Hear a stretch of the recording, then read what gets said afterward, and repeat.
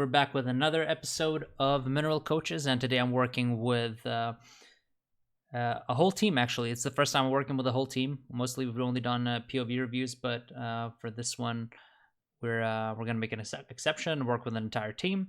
It's a team that has some players I think that have peaked at 4.4k, mostly average around 4.3k, and I'm mostly all the players are going to be in chat with me as well. I'm mostly probably going to talk with the coach, but we're going to open it up to questions. Anyone can step in and we can have a discussion. So a bit of a unique take for the Mineral Coaches series, but yeah, it's going to be a fun one. And with me now, I have Hype House, who is the coach of the team. So Hype House, if you could sort of introduce your team, how long you guys have been together. Tell me a little about yourself and your team and what your goals are, what level you're at. What are sort of the issues that you want me to look at specifically, things like that.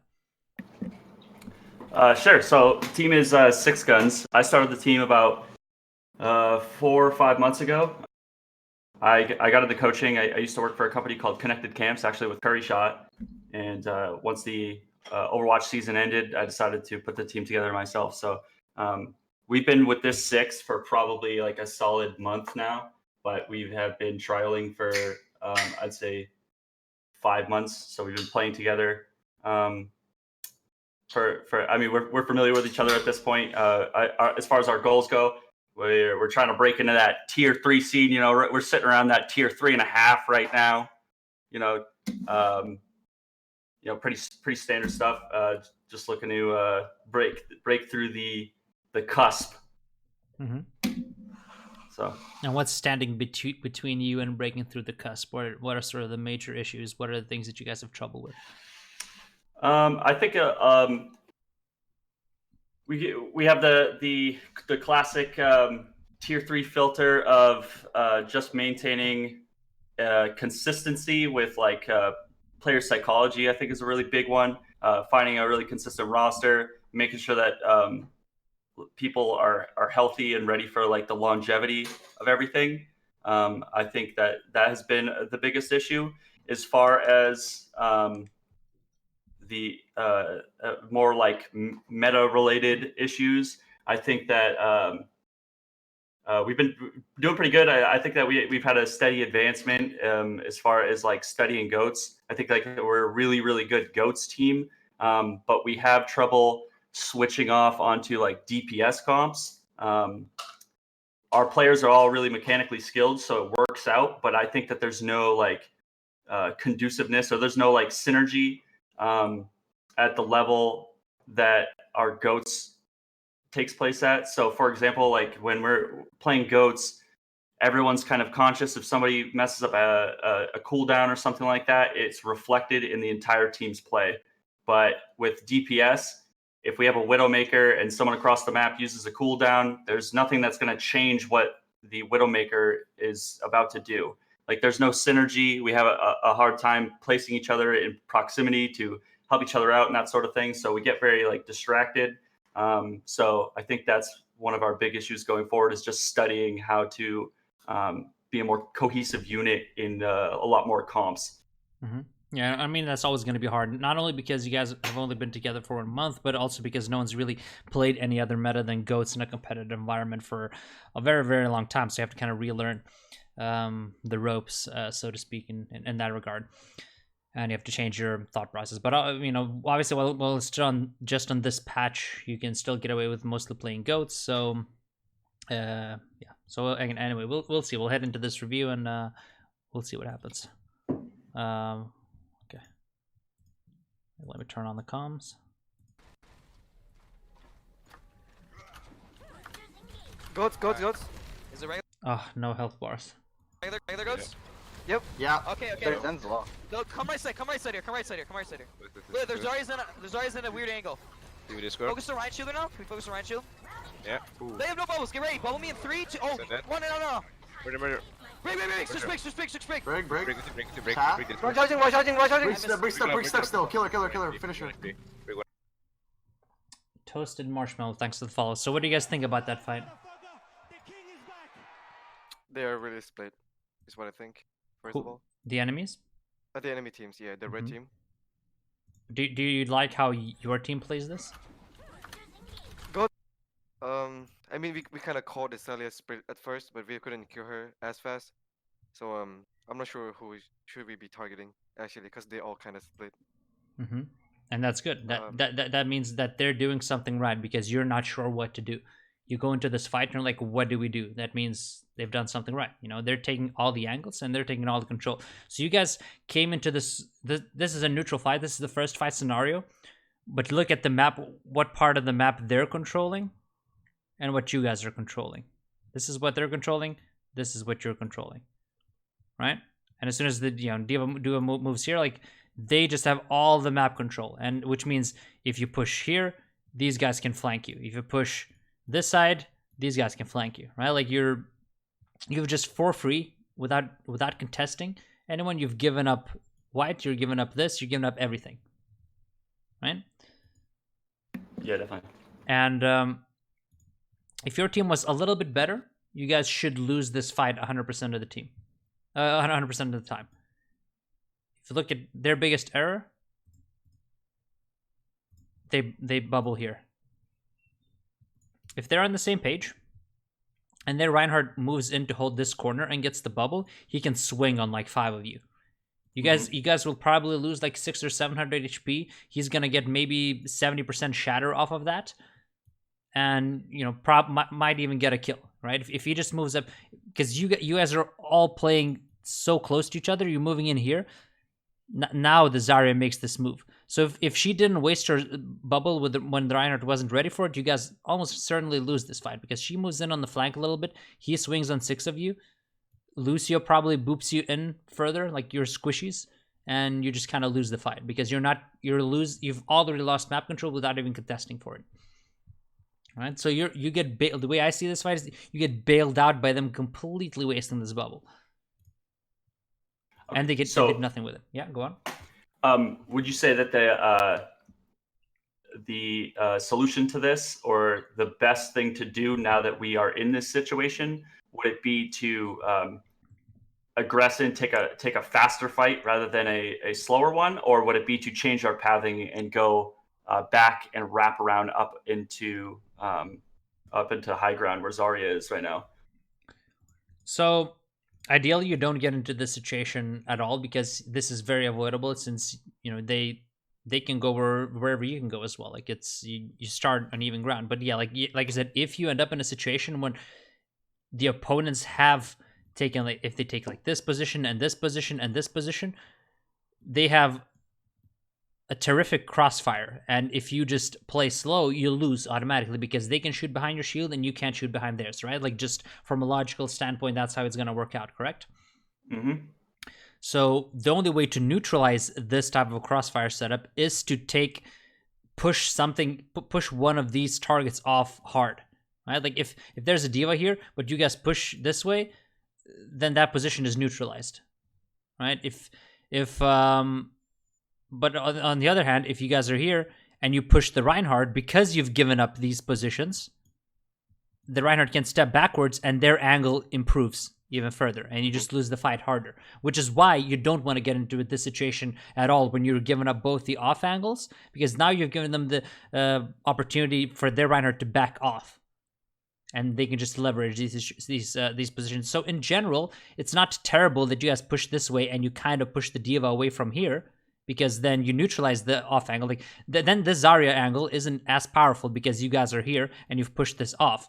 The issue is that if they played it correctly, they would still destroy you in this spot. So yeah, you neutralized the threat correctly. You neutralized the crossfire correctly, but a good team would have still killed you.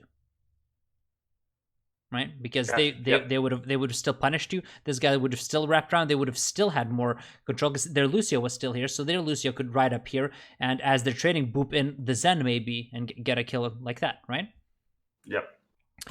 So yeah, like to answer your question, yeah, you push one side to neutralize it. If a diva is on the high ground, you try to take this so that this isn't like such a heavy off angle.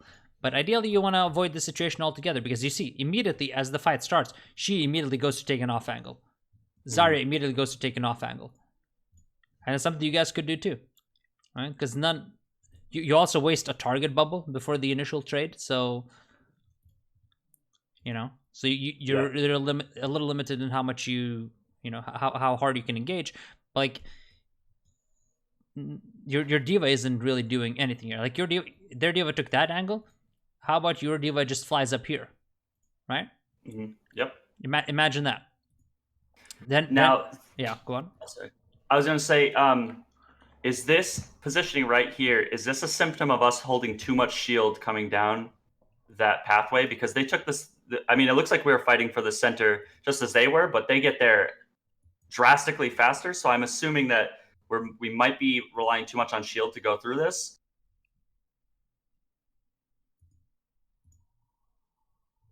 So how does your Reinhardt roll out? I don't think I actually Wrong charge team. here. I'm looking at this. Do you not pin? I usually do. I think here, I don't think I did, So to be honest. There you go. That's your answer. Because your Reinhardt is Okay. here. Is already on the point. Gotcha. So yeah, ideally your Reinhardt is here as well at this point.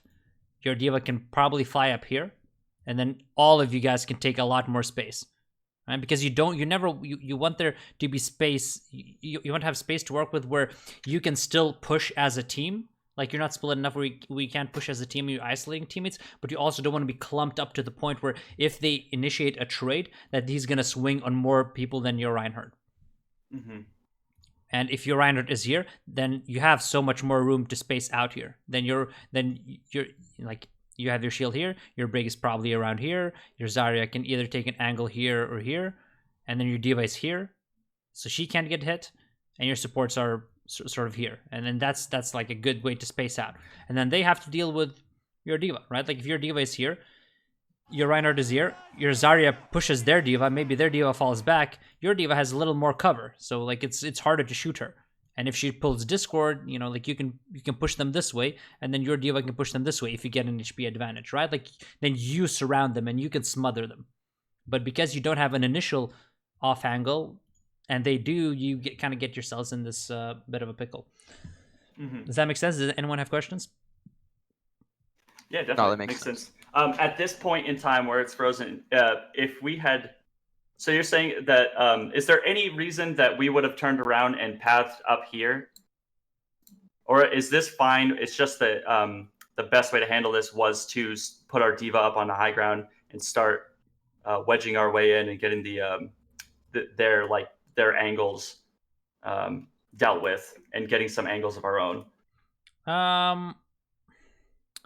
I think it's going to take a lot of time, and it's going to allow them to reposition. And then, like, why have all teams started pathing towards the point? Because usually, at the beginning of GOAT's meta, everyone fought here. Why is everyone fighting here now? It's more space. Yeah, and this is also the point, so you have to push into the point.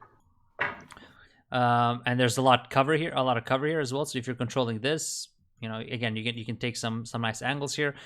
So ideally, you just want to make sure you win the fight for this space right here, on the point. You could potentially push this way. Then most likely they will reposition. Maybe their diva will take an angle here. Maybe their Zen will play here. Maybe their Zarya will play here. But you're still going to be dealing with off angles, right? Because you're still pushing as a team, and you haven't taken any off angles or forced them to react at all, right? So even if you go here, if they just rotate properly, maybe they put their diva here, and then their Reinhardt here, and then maybe someone here, and then you guys try to push in, and then they have the point control. So you will have to pressure the point. If you push the Reinhardt, he still has a little bit of room to kite, and then diva can just drop and shoot you in the back. Maybe someone else can wrap like this, and you're just dealing with so many more threats. So yeah, most likely you just want to, even in a situation like this, maybe you fly up there, you relieve a little bit of pressure, but obviously you don't want to give everything up for free, which you guys did. Okay, so at this point in time, just to kind of summarize, what should be going on in everyone's head is this position is garbage. We need to play it slow and address their off angles and get our people, support our people to be able to get into better angles. So maybe that means calling a Discord and putting some pressure on their diva until they get off. Maybe that means helping Devil Tad, our diva, get into an angle. So like everybody is on the same page as far as what the next step is. That's like the logical course of action. Okay. Yeah. So like your diva can fly up here potentially, and then you guys say, "Oh, let's push the diva. Diva discorded. Push the diva." She gets forced back here. If your diva avoids taking too much damage, now you've sort of cleared this, right? Like you've cleared this line, and you have this, and your Reinhardt is here. You're controlling a lot more of the map, right? And then you guys can play around here. So then this off angle again isn't as threatening. Like you're controlling this, they're controlling this, but then you're pivoting like around here. This is a much better position for you than for them because their off angle isn't as steep as yours. Like you have a diva behind them if they force this type of rotation. So like you push away one of their off angles and you secure one of your own, and that's how you take more of map control. Okay. But because like you guys don't push her away either, they're controlling this.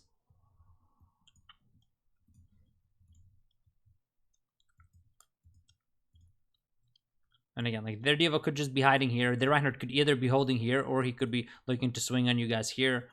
But yeah, in general, because the diva has fallen back here, this sort of works out for you. But Reinhardt, again, their Reinhardt should be just slaughtering you here. But if you guys have your diva up top, he can't do this. Like he's going to be looking, he can't push up here because your diva will be shooting him in the back, right? So he's going to be positioned here. He won't be able to push up all the way here, right? Yep. You see how like his position, everyone's positioning changes based on which positions you take. Yep. Gotcha.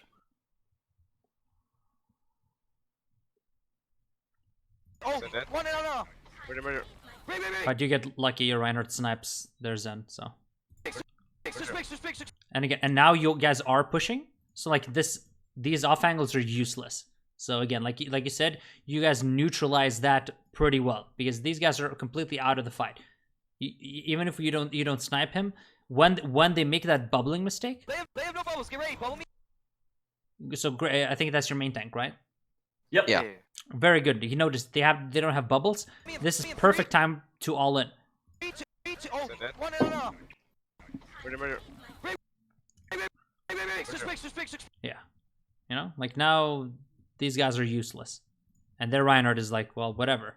Like he's you guys push really hard. So you do what you sort of said and what I kind of suggested, but it happens mostly because A, you get a pick, and B, they make a bubbling mistake. But if this bubbling mistake doesn't happen, then Don Tony doesn't call this tempo shift like this. Then you guys just get fucked here. Break. Break. Charging. Break step still. Killer. Finisher. Sable. Run. Oh, Run one, dude. Run one. Can we kill Ryan? Did someone say something or no? Oh no, my I just disconnected from chat. Okay. We push, we kill. No more. They have him live. Get back. Throw a shield back. I have no shield. Hold They're back here. gonna come Hold back here by this pillar. Yeah, come back. Yeah. I boop or no? Okay. No, we're back here. No. We go back up now. They're not taking it. They're going left. really They're going high. shouldn't No. hold They're here. Hold the line. Keep your eye on it. No, I think we talked about this yesterday. We've established the issue with that call. Okay. Start the fight close and slowly kite out as they engage. So what is the... Okay, there's two big issues. So what is the biggest issue? We were People split are on different. close. Yeah. Different mindsets. Some people want to play back. Some people want to play forward. Yeah. So you're not prepared. Like no one's on the same page about which corners to play when. So this is the type of stuff you need to have ironed out before like the game even starts. Like which corner are you guys going to hold in control shouldn't be something you guys are arguing over mid-fight as the fight is starting. Like this should be very, very clear. Right? Like are you holding close or are you not? And then you have to trust one call. Here, hold. And it has to come out in order because all I'm hearing is questions. Hold back here by this pillar. Yeah, by come this back, come back, come back, come back. Yeah, yeah. I boop or no? I boop or no? Question. Okay. No, we're back here. No, No, no, no, no, no, no, no, no, no. No, no, no, no. We go back up now. We go back up. You know, like someone just said no, no, no, no, and then someone says we go back up, and like, you know, it's just one clear order, no hold back points, right? Like just an order, clear order that you guys can follow. They're not doing. They're not taking it. They're going left. It's now it's too late. Like maybe if you hold these positions with a bit of a crossfire, you could do this. But in general, like if you guys study Overwatch League play, almost all Overwatch League teams, maybe they pressure here a little bit, but most of the time in Goats Mirrors, they just hold point. So what was the conclusion you guys reached yesterday when you guys reviewed this? I think that the conclusion that we came to is realistically what you said is sticking to a call, because the lack of authority in where we need to be on the map has been a really big issue that we've been talking about in our VODs recently. So I think that first and foremost, it's not about what the best position was, but like you were saying, we need to dismiss all of this uncertainty. Like we need to just stand behind whatever. It's usually Don Tony will make the call. He's our primary shot caller. So like we need to trust that his call is correct in the moment. And if it's not, it's something we need to bring up in VOD. So I think that was the biggest takeaway for us. As far as figuring out which of those two spots we should have been holding, I can't really figure out why we chose to back up. I think it was because the shield was about to break. But I'm not exactly sure if that's convincing enough for us to abandon this right here. So you want to hold this? I think that's what, because Death had made a call to back up and hold the pillar. Here. Yeah, I believe so, right, Death? Yeah. Yeah. Okay. And I'm fine with either, and I just would need to know why everyone has like their own spot, like why they have their preferences. And we weren't really like clear about what the benefits are in our heads to each of them. So what is the best way to figure out the optimal spot in the future? Like if you guys don't know what to do, like you guys are unsure, what is the best way to figure out the optimal positioning? We could study other teams. We could trial and error. No, just that you nailed it on the first one. Okay. There's Overwatch League. This map was in the map pool. There's been Overwatch League staffs that have worked really hard to perfect goats for a long time. You can watch what they're doing and then ask, why are they doing this? Let's try and figure out why they're doing this. And we can, if we tried really hard, if we put our brains together, we will most likely figure out why one way is better than the other. Mm-hmm. Someone says Plaid DPS in a 4.3k team. I guess my title isn't clear enough. Toxic, dude. See where the No, it was just my stream title was. No, there were two sessions Rubertang. One with the with the DPS and then one with the team. So what is, where do Overwatch League teams hold? Do you know? Point, right?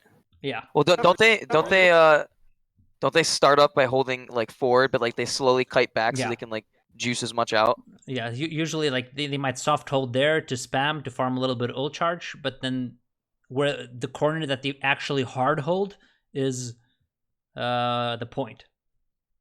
Okay. So why do they do that? Is that just going back to the advantageous nature of the point and how people are getting so good at setting up those cross angles, and that's just a really conducive spot to that? Mm-hmm. That's definitely one. It's also just a lot easier. There's a lot of fewer things that can go wrong. Like there's less variance. You know, like if you're holding an angle here, you're holding this. A lot is still gonna depend on your ultimates, and there's a lot of things that can go wrong. Maybe you can get like corner grabbed here, and your trans doesn't reach in time or something, or maybe you've mistracked the ults a little bit, and maybe you don't have a rally, and they do, and they just rush you.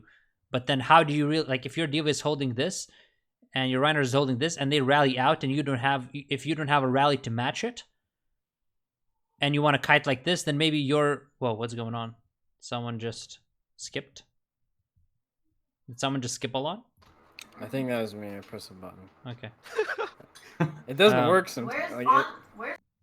Yeah, so if you guys end up in a situation where they rally and you want to kite and you're not ready for it, your diva might be stuck on an island. She has to go all the way around there. You know, there's just so many things that can go wrong here, because even though you're hard holding like a pretty tight choke point, you're also playing very tight to a corner. They can grab you. You don't really have, like, these off angles aren't that oppressive, and especially when you have map control, you want fights to take as long as possible. And if you think about it, like, you're most likely gonna have a very explosive fight here. You're gonna have to use ultimates to get through this choke point. The fight is most likely gonna, whatever happens in this area is gonna start and end the fight most of the time. Whereas if you're on the point, again, you have map control, you're stalling out a little longer. And basically what you said, Hype House, the nature of the point just gives you so many more options. Like, if you would study how Vancouver plays, like, their Reinhardt might soft hold this, but then as soon as their Reinhardt approaches here, he just moves back here behind cover. Saves his shield. There's Zarya, which, again, you just won the first fight. Your Zarya is going to have a lot more charge than their Zarya. So your Zarya is holding this position is just going to be so valuable, right? So their diva might take this, or like play around here. The Reinhardt might be here. Their Zarya might be here. And again, if they push this way, Zarya gets the flank and can deal a lot of damage. The Reinhardt can either cut them off here or here. If they push the Reinhardt, well, the Zarya and the diva are gonna wrap and kill you. And again, you just leverage that energy advantage into a win. Because now, again, like, you have all of this, and you're just daring them to come back and take it, right? Right. Like, your Lucio can be controlling all of this as well, and he can drop and boop them at any point. And he can help, and from this position, he can still, like, potentially help your Reinhardt. He can potentially help your Zarya. So you can control the pace of the fight a lot more. It's, again, a lot harder for their, like, over there, their Zarya can potentially just corner grab. Whereas here, it's a lot harder because you have to push this diva out first. And once you've pushed out the diva, well, then who are you really gonna grab? Like, do you solo grab Reinhardt? Do you solo grab Zarya? You're never gonna get, like, a really big grab, most likely. And if you don't get a grab, if you don't get, like, Ryan and Brig inside the grab, then you don't have that much, like, you can neutralize that grab a lot easier, because most likely, even if there's no diva bomb on the side of the defending team, you don't have a very good target to pin out of the grab, you know? So there's just so many advantages of this. But like I said, the biggest thing is just being on the same page, trusting your call.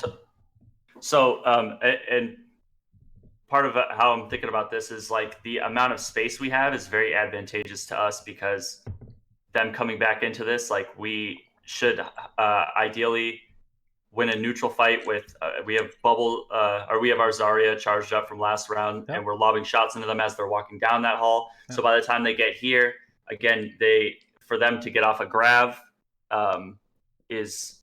they're gonna have to lob it in if they wanted to grab. The fight is going to last longer because they have to walk into us and get stuff done. So I think that is kind of how I'm viewing this now that you bring that up. And also the fact that you have superior positions and you have energy advantage, you have significantly more pressure, which most likely means that they have to use an ultimate first. If they use an ultimate first, then you automatically get more value. If they rally first, you rally second, your rally is better, right? Yeah. And most likely they have to rally just to survive.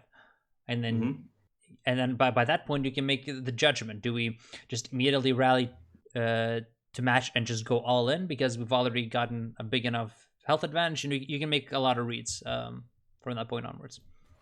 Okay. Tony, you're like just walking to the left. I was like, what the fuck? When we win that fight, we should. It's not a good idea to hold that close. We have grab bomb. Holding that pillar is much more. We're not gonna grab bomb though. What else do they have? Nice, Tony. I think it was Tony, right? Yeah. Not gonna grab bomb. We do it anyways. Yeah. Sorry, my bad. But good call. Can we go? Yeah, you watched my video? Yeah. Okay, good job. On how the grab bomb isn't good anymore, right? Yeah. Yeah. Grab bomb this team did. Honestly. They have chance. Yeah, They have so- chance. They're Probably. not gonna be ready for it. Alright, we can try it for They this rally, one they fight. rally, 100%, Try it they for this rally. one fight. Go to try it. Go for a grab bomb. Sorry, it's on the rally. left side. I'm looking for it. Reckless here. What is going on here? Go to try it. Go for a grab bomb. Sorry, it's on the rally. left. This guy say Go, something? go. Did the brick player say anything? I don't think I called my rally. No, I usually do. Okay, so the way this works, yeah, you most likely have to use rally to get through this choke point without dying.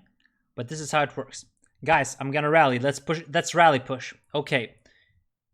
Don Tony moves forward here. When he's here, then you pop the rally. So you communicate that you want to push with rally. Everyone moves forward, and then as you're pushing through the choke point, you can use it. But everyone has to be able, like, you make the tempo shift 1 or 2 seconds ahead of time, so that everyone's on the same page. So that Bortle is also ready with his speed boost. Because now you just pop it, and Don Tony's like, "Oh shit, I wasn't ready." He's not ready with speed boost, so no one is ready. You pop it here, they could just fall back and kite it out, you know. But regardless, like they just get better ultimates, I'm looking for it. and no one is ready. Amping speed. And now yeah, speed, like everything's like it's not like the tempo shift doesn't flow. It's just Yeah, it's delayed. one guy does something, then another guy does something, then another guy does something, because you rally and then everyone else has to process it. Oh, what does this mean? Oh, to get value, you have to move forward. Okay, let's move forward. But that's already a second wasted. Whereas if you make that shift, guys, we're gonna push in with rally. Okay, you've made that tempo shift clear. Everyone knows what you're gonna do. So that has to be, especially, well, it's very important in mid-fight situations as well, but it's completely inexcusable in situations at the beginning of fights when nothing has really happened yet, and it's like stationary. One team is holding the corner, the other team is trying to break that hold. Absolutely inexcusable to like not call it. Okay. Sorry, low, sorry, low. DM. Are you going after this? I'll try. So you don't really graph combo. You counter bomb their graph, which is what you do. You should do, DM. right? Yeah. Are you going after this? Right? Like you bomb here, which means they can't pin, which is good for you. I'll try. You also grab them, which is, let's see. It can be a little bit risky, but if you can get it off, it's whatever. Yes. Oh god. And it should be fine because, you know, like you get the 2 kills. Their bomb comes in late, so you should be able to shield this off most of the time. I don't have shield. That's the problem. Okay. Yeah. Walking. That's a little unfortunate. I don't know what happened to the Lucia though. Yes. Oh god. This guy should. This guy. I don't think I realized their bomb came out. Yeah. This very dangerous. Mm-hmm. You're very brave, but this is very dangerous. I'm walking. Because yeah, otherwise, I guess from a macro perspective, it's a fine fight. It's just you like guys lose too. D'Antoni, if he has no shield, then it's excusable. But again, why does this happen? If we study, let's go back. Go to try it. Go for a grab bomb. Sorry, it's on the left side. Looking. Like D'Antoni probably doesn't have full shield here, right? Yep. And he doesn't have full shield because he wasn't expecting to push in right this moment, right? But if Death said, I want to rally push in, you would probably answer, okay, wait for my shield, wait for my shield. Okay, let's go now. If that's how the fight starts, I'm Yes. Oh god. maybe he has shield. Maybe he can block this. I'm walking. And maybe you win here, right? Does that make sense? Yeah. Yeah. You see how like all these little things matter. Yeah. I have no Keep on the Ryan, his shield's low. I'll pin it. Rest is good. Oh, dude, that was so winnable. That's why, because they grab us first sometimes. We killed them first with bomb. It's. I was Yeah, cuffed. I I had no can't shield grab. though. Yeah. What are you guys talking about? I think I was Nothing saying. important. Exactly. Yeah. That is the answer. Yeah. That is the answer I was looking for. Completely irrelevant what happened in the previous fight, unless you have something to say about the previous fight that is going to affect the next fight. Don't bring it up. Talk about the next fight. Okay, let's look for a shatter combo here. He already used a shatter. We can beat to beat. We have Now the planning comes up, but the planning starts 10 seconds too late. to aggressive beat here. What else do they have though? Just so we know. Now you're doing the ult check. The fight is about to start. Now is when you guys are starting the ult check because you wasted 10 seconds talking nonsense. As soon as you guys lose the fight, I want someone to call the reset. And when everyone hears reset, you shut up, and the only thing you talk about is the ults and the plan, nothing else. And then you're much better prepared for the fight, all right? Got it. Going in. Yeah. Going into this. No, they bomb. They have. They have shatter, maybe. They beat still. No, you shatter. Okay. Yeah, push fast, Can we push go fast. aggressive once Right, to let's the... go now. They rally. Yo, I'm gonna shatter behind me in 3, 2.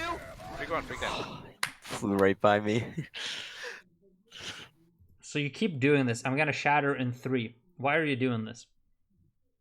So I explained this to Tag because like he said the same thing, but like, in my mind, like I always have like a timer of when I'm gonna shatter, when like the Rhine, like I expect the Rhine to like fire strike and whatnot because like, I track like the fire strike. So like in my mind I have a timer, and so I told myself I might as well just like vocalize it, I guess, so my team can be ready. I don't think that's. I've never ever had a player or heard anyone do that really, because if you're calling, I'm gonna shatter in 3. In 3 seconds, the situation and the positioning of the entire fight can change so drastically. Which is what you see here. Like you already make the determination that you're gonna shatter in 3 seconds. So you're already tunnel visioned. No matter what happens in the next 3 seconds, you're gonna shatter, right? In your head, you've made up your decision, and They rally. now you could turn around and shatter. I'm shattering Diva behind. Boom. You don't have to let the team know. Like your team is gonna react. You see this opening. Boom. You want to shatter because if you look at your movement. No, you shatter. Yeah, push fast, Can we push go fast. aggressive once to let's go now. the... They rally. They rally. You see this twitch? This is when you see her, right? Right? This is when you make the decision and the determination that, oh, I can solo shadow the deal when we can catch her, right? I think. You try to block this, obviously, but this is when you see this at the corner of your eye and you make the decision. So now you can say, I'm going to shadow the diva behind. Boom, 180, you might catch her now. Yo, I'm gonna shatter behind me in 3, 2. But again, like I said, in 3 seconds, the situation changes.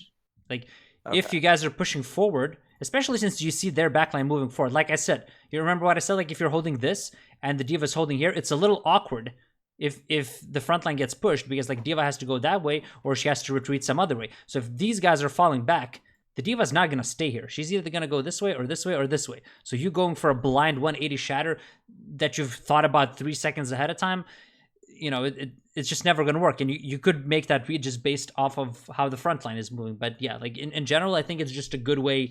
Like even if you have an internal timer, if you have like a read on your opposing Ryan's fire strikes, like when he's going to fire strike, I don't think you really need to call it. You can call it I'm shattering, or I'm going to shatter like a split second before you're going to do it, because that's how like fine the margins are.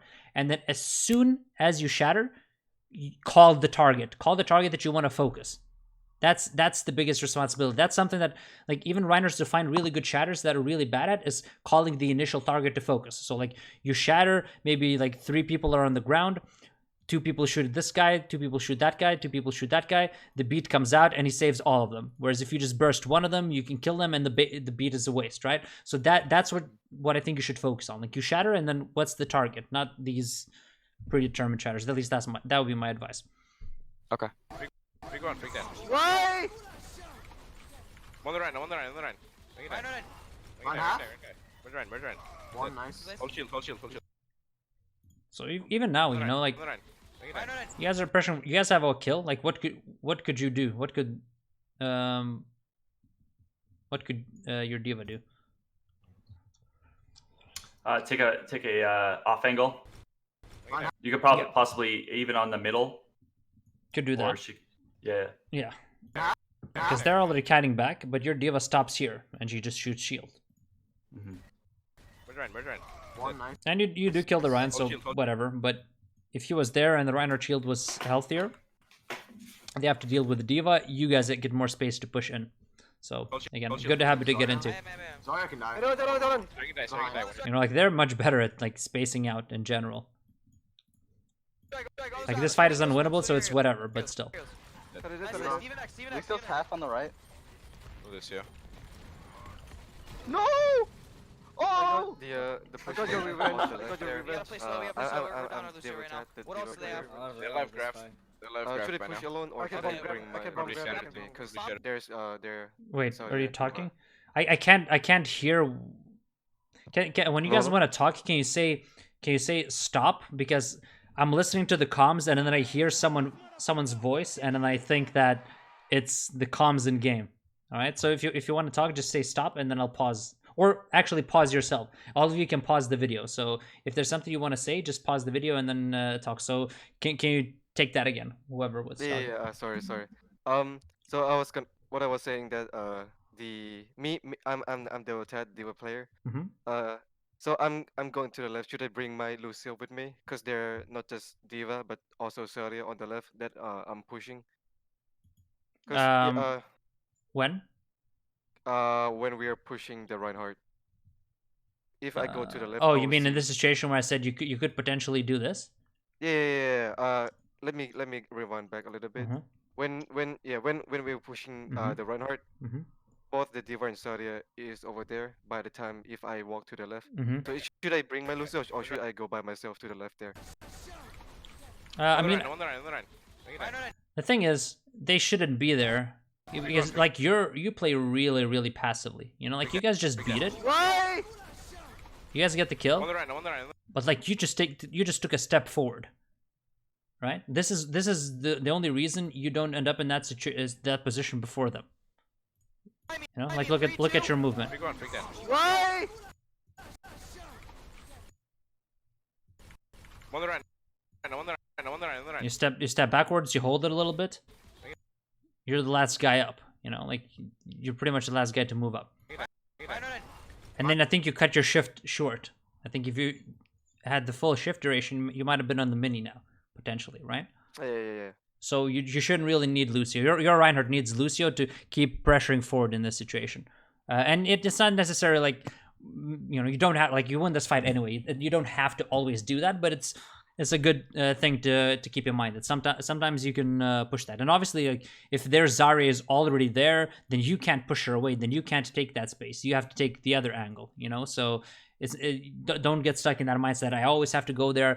I have to, or I don't have to get my Lucio with me. It's all going to be situational. But I just mentioned it like it's potentially something you can do when you know they don't have control there. Okay. There's an open spot on the map that is an off angle. Good time for me to potentially take it. On half? Where's Ryan? Lucio. We're down on Lucio right now. What else do they have? They're live graphs. They're live graph by now. I can Okay. bomb grab. I can bomb Probably grab. I shatter can too. bomb grab. Probably Bomb shatter grab, too. also hold bubbles, and we can transit. As soon as we get grab, we can look to grab them. Death, you can Hold hold the your pillar, hold the pillar. Not that. Good. You guys Get a look. communicate. You're gonna use these to counter their grab. And when you get this, you're gonna use that. You also say that you're gonna hold bubbles, which, you know, it's fine. But because you have these ultimates to counter, you don't always have to hold bubbles. You know? Okay. Because there's no bomb, like they're not gonna bomb it. So because if they grab and you trance and you bomb, they can't pin anyway. So bubbles don't really matter that much, right? Like these two are gonna mitigate all the burst damage. So yeah, you can hold bubbles. It's very nice to have bubbles for when the grab comes out. But when you have these two ultimates to counter, it's not an absolute must. It's just going to be situational, because there might be situations where you want to push in with rally first, and then in which case you might want to bubble. But yeah, Hold your rally until they rally us, okay? So what is the issue here? We thought they had rally or positioning issue. Yeah, positioning. He's not swinging on them as they transition through, or at this point, should he be thinking about kiting back? Mm-hmm. So Yeah. if he positions himself in a way where he can swing on them, very far to the next safe corner if something goes wrong, right? Mm-hmm. Mm-hmm. Also, you're playing this. He steps around the corner. 6 of them can shoot him, and for them, this is the next safe corner. This is the next safe corner, right? Like their next safe corner is much closer. Number 3, you're not using this setup, right? Yeah. You're using this setup. So basically, these guys can just fist your Reinhardt, and you guys are just kind of standing and watching. Because if something goes wrong, you guys aren't ready to push in as a team, right? Mm-hmm. You guys aren't ready to push in as a team, and you also you're not close enough to your next safe corner. So you're, like this positioning just. Get a little closer. And then Tony calls to get a little closer. But look at how defensive your other frontline members are. So if you do want to push here, say there's a situation they have 0 ults, you have rally, and you want to push, and your Reinhardt calls push. Here, shove. You need to shove into them as a team. Like now, everyone's just so split. But ideally, yeah, you want to just abuse this. Take off angles, take good positions. I can boop in. Right, Bortle is playing a great position here. If D'Antoni is here, your charged Zarya is here, your Diva is here. You have literally surrounded them. Have fun pushing into this, right? Okay. They push here. Bortle can peel for anyone. Even if they try to clear white, well, whatever. Your Zarya just retreats, plays the angle towards your main, and uses this on the other side as cover. Then it means they give up main or they give up high ground. Then you can just reposition, right? Like you take this, you take that, you take this, and you take this. Again, you're surrounding them, right? Mm-hmm. So I think, wherever they go, if you rotate correctly, you can just leverage those positions. Yeah, go on. Yeah, so we like you said, the ideal would be to hold this kind of angle. So the Diva over here, whatever, is over there, and something like that, right? And if they rotate, through the white room, we can just rotate this so that our off tanks are playing these angles over here, and then our round would be like here or something. Focus shield. They're doing a lot of just damage. rotate and kind of mirror them as they go along, but we keep that same formation so that we get as much advantage as possible. Exactly. Because that's what's so hard to push into, right? Like it's just brutal to push into, and that's how you can get these little edges. And yeah, like on this map especially, if you look at Al teams, that's how they're playing. That's the, and again, like if you just want to learn and what about our Lijiang? Let's look at our Lijiang. What are the default positions in control for teams? And Al, how are teams retaking? What kind of fakes are they using? Let's study that and let's figure out why. Why are they doing that? And how is the team that is retaking trying to neutralize that? And you just kind of dissect that, because so far the 2 holds you've had in control have been, I think both of us agree, suboptimal based on what the pro teams have figured out. All right? Sure. Okay. And yeah, it's we're using QGG. If you stand that split, how do you avoid them rushing Zarya, for example, with speed map? Lucio can't be everywhere. Well, you just have to be ready. Like your Zarya is always going to have her self bubble here, and she has to read into the movement. Like if the retaking team goes this way, wait, let me see if I can get a better angle. Yeah, so if the enemy team goes this way, Zarya can play like around here or here, and then she can get behind cover safely very easily, right? Like they can't rush and chase her, because she has a self bubble to protect herself. If these guys move in towards here, then she can be a little more aggressive with her angle, right? So the Zarya also has to be mindful, and she has to judge distance, If they move a little closer to her, she moves a little bit backwards, here or here. So it's just on Zarya to, because you know that like you're saying, like one of the people in chat, a person in chat is asking is, you know, this is dangerous. Like the Zarya can get caught, so it's very important that you're ready to rotate. You're ready. You're reading into the movement because it is risky. It's very high reward and it's low risk if you can you know, if you can read the game well, if everyone makes the right reads. Yeah, I always explain it as like if you ever watch like boxing or MMA or anything, there's like a jab pocket, and if like you're a jab fighter, then you have figured out like what is the safe range. So it's like even if that like somebody has a shorter reach than you, they want to get in on you and they want to come in fast, but you recognize that and you back up with them, and then when they back out, you're following them back and you're keeping that pocket. Like you have a certain like exact measurement for like how you mentally stay distance from that person. Mm-hmm. Yeah, it's very important. Like in any martial arts, that's the basic. Like if this is a guy and he has this type of a reach and he's fighting against a chubby guy who has this type of a reach, obviously the chubby guy is gonna want to fight within here so that he can reach him, and the guy with a longer reach is gonna want to keep the fight like this, where he can touch them and the other person can't. Right? It's the exact same concept, just in Overwatch, and that's how you measure the distance. They move towards you, you move backwards, and you keep them at your effective range. That's why what we talked about in the first fight, you guys remember, Zarya was here, and if you guys pushed too far away there, then she's not, like, you can't shoot her, but she can't shoot you either. Then you're in kind of a neutral zone where she has to reposition to get into her effective range, right? So that's kind of the fat guy going, or like the chubby guy moving even further away to kind of reset and kind of try and set up another attack, right? Does that make sense? Yeah. Go closer. I can boop in. Yeah, focus shield. They're doing a lot of damage to my shield. Shield. Yeah. And again, you can't recharge shield here, right? This pillar gives you so much cover. And also another thing, like when everyone's spreading out, it's a lot harder. It's one like you can recharge your shield, and it's much harder for them to find a shatter. If your Lucia's here, if you have this setup, if you're using cover behind that pillar, like how is the Reinhardt ever gonna find a shatter, right? But because you guys don't really know how to hold this, and you're very unclear about what tempo you're gonna use, you're just kind of soft holding this, not doing anything. And then Don Tony is like, oh, let's push, and then no, let's fall back. Now all of you guys are grouped up, and they can actually get a big shatter when your shield breaks. So, you know, your shield suffers and your position suffers, and then they can get value out of this.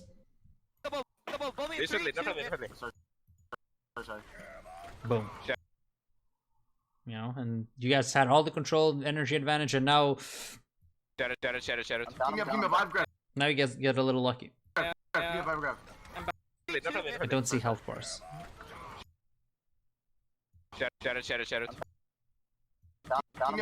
So good shielding here by Tony. I've grabbed. But yeah, like it still gives them a potential opening here. Like if they had better focus, but a little better positioning, maybe your Zarya dies and they trade shatter for a kill and they take your grab out of the fight, and then you guys lose. Bombing! Grabbing them. It's big. And again, like why does this bomb get value? What is one of the biggest reasons why this bomb gets value? Beyond the fact that you're using the ults correctly, you know, you guys are using these two ultimates to counter this. But beyond that, why does this get value? Because they already used their resource to push us. Yeah, exactly. Right. So they've already used their bubble. You know, they have low shield. They use their target bubble here. They use their self bubble here. Shadow. I've grabbed. The shield is already low. Bombing! Grabbing them. She doesn't have self. You know, he doesn't have shield. And by playing these positions as well, they will have to use the same resources to push into you. So you can manufacture a similar scenario without the risk of him hitting that shatter. And yeah, you know, like the two people that are dependent on bubbles and on shields, they are the ones that die. Lucio's behind. Don't let him come full floor. Fucking. Fucking voice crack, dude. Leave her. Let her Teabagger. jump off. Teabagger. Oh. Okay. Alright, we're gonna go MVP. for an early shatter. We're gonna go for an early shatter. They didn't rally, so we can rally for tempo. Yeah. Can we hold close and don't let them grab? Go, go, go, go. Yeah, Don't let them touch. They're gonna test. Oh, you guys are playing so scared. Can we hold close and don't let? They didn't rally, so we can rally for tempo. So you make the right call. Yeah. They still have one person in spawn, and you know that one of them at least has to push past you, right? And you have rally to hold all of this space. So I think you guys can just be a lot more aggressive Can we here. hold close and don't let them? Just even rally now, you know, like then Lucio's gonna have to move past 6 of you, and one person has just spawned, right? Or just like hold this a little harder, I think. What do you think? Yeah, I agree. Yeah, Yeah. yeah, we should be a little more aggro. Yeah, whatever. Regardless of whatever happens at this, it's going to buy us the time we need. So You guys And they just end the also game. use friendly really early. They have to. They have to use resources to get through this. And if you force the engagement now, you're going to have essentially like a 6 versus 5, but really like almost a 6 versus 4. Because one of them, again, has to leave. Like, they might go that way, but if they go that way, whatever. They might touch the point, but you will kill all of these guys. And then you can go back and kill them. So because... Whoa. What? Oh shit, bro. we're Someone good. just We're good jumped. here. I lost my train of thought. But yeah, because of the way the time is here, once you know someone has to touch the point from their team, because of that, you can just be more aggressive here. They're gonna test. You guys let them through. I'm gonna share them. Get ready. I'm gonna share them. I'm body blocking. Your diva's body blocking, but They're two shattered. They're two shattered. they almost touched. I'm dude. I'm gonna. I can change and now speed and then change. Let's see. I hope they're running goats here. Please say they're running goats. Yeah, they're running goats. They're running goats. So I haven't seen this comp before. What is the Is thought the process? Shanghai. Huh? Shanghai. We got this comp off of Shanghai. Uh-huh. They played against New York with this. Well, yeah, Um, no, of course I have seen it, but I'm not a big fan of it. I They, just give you the lore. they- So, all right. So go on. Okay. Did they play this on Death- this stage? Sorry, did they play this on this stage?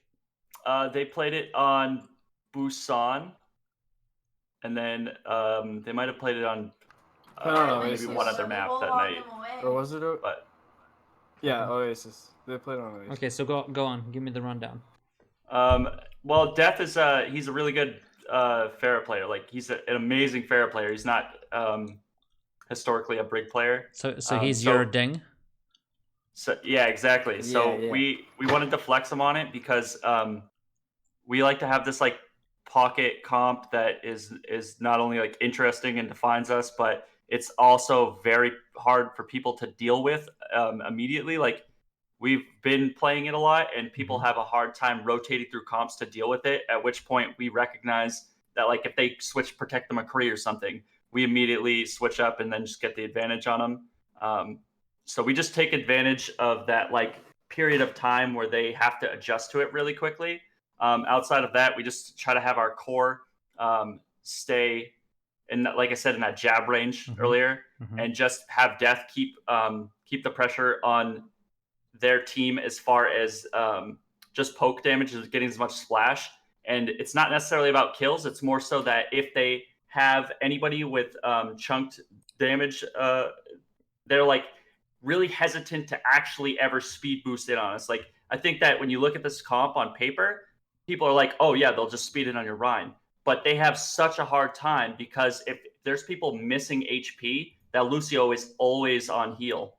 So they never end up actually successfully pulling off the engagement. Like it takes a lot of diligence and training.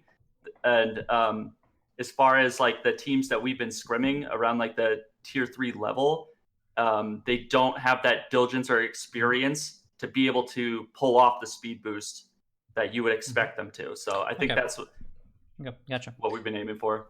Yeah. So Curry Shot is in chat, and he says that Dragons have been playing it all stages, but success versus good teams wasn't there, which is sort of my feel as well. Like when I've seen Dragons play it, they have had some success with it against, a little like somewhat worse teams, but I think the better teams beat them, and they beat them because they are more proactive. They understand how to play against it. And the biggest thing is when you lose map control with this comp, it's almost impossible to retake against a good 3-3 team, right? And if you lose the first fight, you're also swapping 2 heroes. So you will almost certainly not get a beat till the end of the match, and you're going to be behind your Diva bomb, so you just get snowballed ult economy wise, which is why like Shanghai hasn't been that successful with this comp against the better teams, and why they eventually moved away from this and into Sombra Goats. But from what you're saying, like in terms of having a pocket strat, something that like just to mix up the tempo, just make sure that teams don't get comfortable. You throw a wrinkle their way, especially at your rank when people don't really know. They don't really know what to do. Then it's then it can potentially work out. But it's just something that when this is scouted against a better team, very difficult. And as someone says in chat as well, it would actually be a triple swap for you because Tad is your Diva player, right? Yeah, yeah, we swap 3. Yeah.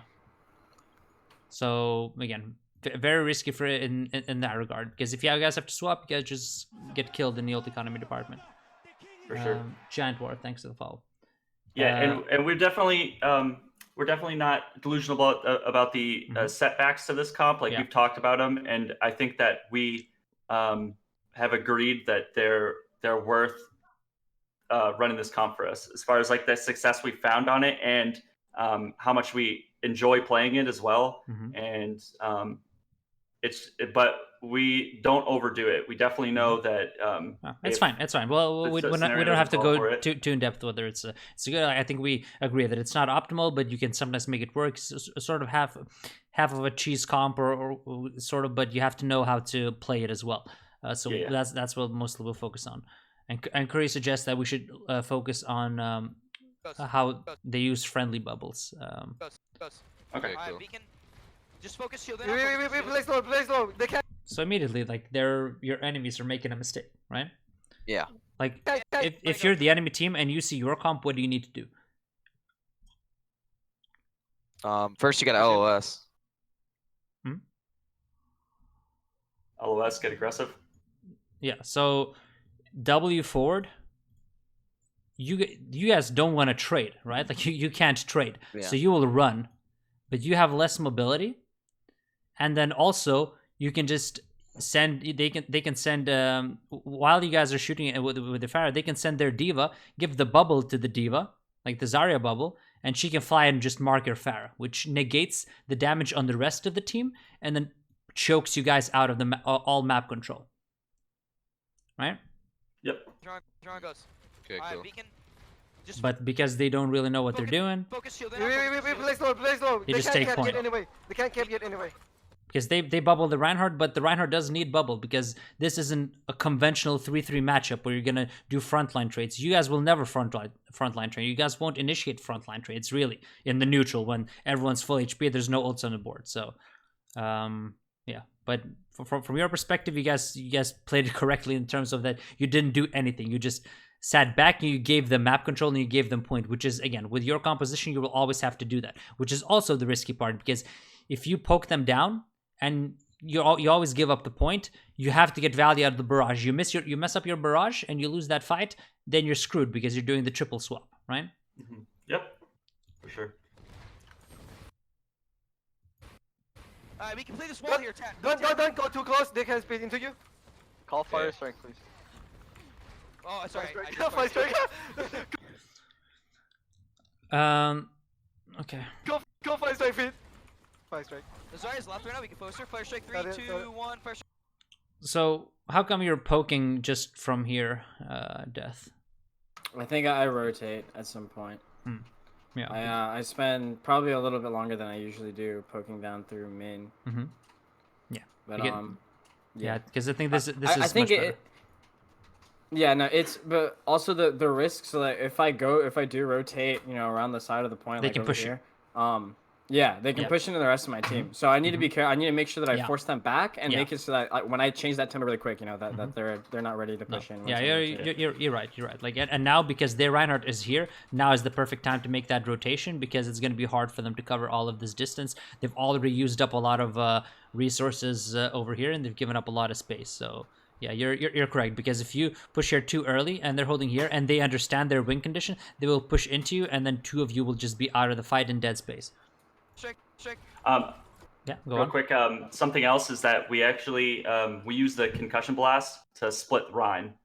So like during their transition when they're speed boosting, we try to split them, and that gives us a little window of opportunity to either kite, or if it's a really good split, then we can actually focus down on Rhine.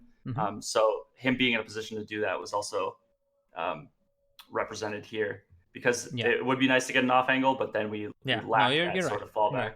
Yeah, I just wanted to ask to see like what his mindset was, and the reasoning the reasoning is correct. We have a shield right now. I'm gonna tiptoe just real quick. I'm backing up. Yeah, but now they've recharged resources. First shake. Did they have speed boost? I don't think I rotated Give it this just one. go. I think I Did they have speed started boost? rotating the next scrim I'm backing up. after I learned First what I shake, should have 3, done 2. best. You know, but this is what this enemy team is doing. So like their Zarya is wasting target bubbles constantly.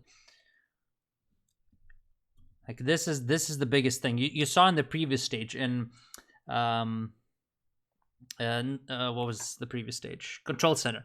Like they got all the right positions, they did all the right things. You guys did all the wrong things in the neutral, but they completely wasted their bubble and didn't get any value. Like they don't push with them, they don't do anything with them. 2, 1, first shake. Did they have speed boost? Yeah, Curry shot is in chat as well. Says that's the major problem. Teams are using bubbles too early instead of closing the gap with Matrix, so you don't get split by concussive. And then using friendly after either denying Farah or getting Ryan. Yeah, so yeah, basically what I'm saying, because like you guys also wasted the concussive, so like We have a that. shield right now. I'm gonna tiptoe just real quick. Let's see, let's think somewhere here. Like concussive is out now, so this is another good opening for them potentially to push into you. We have a shield right now. You guys come out. She flies into your Farah. There's no concussive, and they have a 5 versus 4, and they kill you if they bubble correctly. If they use their bubbles a little better. And you guys are playing a position where you could potentially get punished by that. Like you could potentially get run over here, and then again, like their diva, she's not. If you're playing against a contender or an owl diva, she will constantly be in your face. And then you could potentially even use the target on her sometimes, depending on the distance. Like obviously here you wouldn't because you can just close the distance and he needs it to run over your line. But yeah, First shake, 3, 2, 1, first shake. the biggest problem is that they don't use that. So they give you a chance to poke them down. Just keep focusing. Wait, Give you it almost low. have barrage. Tell me when you have barrage. Okay, first shake, 3, 2, 1, first shake. And now they've lost too much HP. Like now they've waited too long. Their Dio is just kind of dead. They're out of matrix. Bubble? Yeah. Now she's marking you, but now she has to get resources because she's low HP. So you guys can poke him a little bit. They have they use another bubble defensively. They don't do anything with it. They just mitigate some damage. 3, 2, 1, we're gonna go now. Gang. I blew this outside. No. No. We're gonna go now. Gang. I need a pre-call that barrage. Yeah, but it's still gonna be hard. Like it's usually, depending on how much matrix she has, it's gonna be hard. And most likely because of how this plays out, almost certainly you're gonna die for the mech. Maybe if you're lucky, you're gonna get the mech and one more. But usually this is how it's gonna play out. And if she has more matrix, maybe you just die for free even. Yeah. We actually had new plans that we have been working out with it. So we put our Farah behind our run shields, so Farah stay on the ground, and then barrage from behind our run shields, and then like face to face barrage like that. Yeah, we've almost been using it like a tempo sort of thing. Like we'll use it behind Rhine, and we can use it to push in with it. We can use it to get out DM if we want to grab after. And I know it seems like a waste of a pretty heavy ult, but it's like at least we don't we haven't been losing our Farad in it. No, I mean, yeah, if you break their shield, you take out all of their resources and you get map control, that is not a waste. But yeah. But going in like this with a, you know, where the Diva can just fly up at you, this is almost always going to be a 1-for-1 trade. But yeah, like what you're saying, I think it's going to be hard to execute, but because again, you guys have very low mobility. And especially here, like it's tricky. It's tricky for your Reinhardt to push in and then your Fire to come in here and use your barrage. It's still so tight that the Diva can still fly into you. Like there's still a lot of things that can go wrong, I think. But you know, I understand the concept, and potentially in certain situations it can work. But still, the fact that you're without Lucio, you're very slow to move your front line up or backwards. That's the hardest part. Because your front line is almost stationary, and then your Farah kind of has to, if you're making that play that you guys suggested, you still have to rely on your Reinhardt to get into the correct position without losing too much health and so on.